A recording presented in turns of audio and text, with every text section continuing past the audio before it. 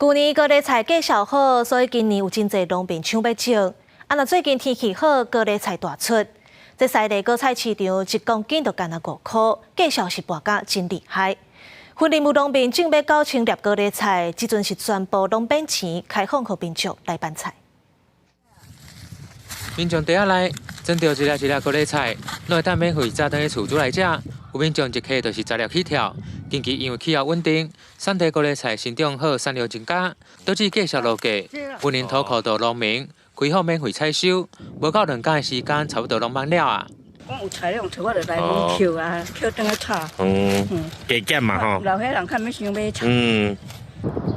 俗过袂落去啊，丢糖，人唔爱厝啊，来放掉。有云林的农民就讲，去年底高丽菜价好，真侪农民抢种，导致现在西地果菜市场的高丽菜批发价，平均每公斤拉剩5块左右。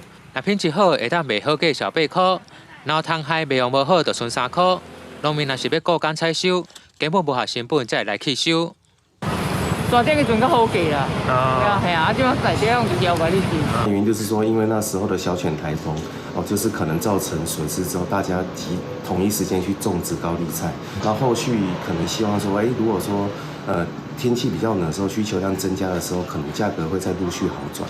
老厝就讲，经过统计，今年云林种植高丽菜面积，搁比去年减少300公顷，可能是间一个时间来种植。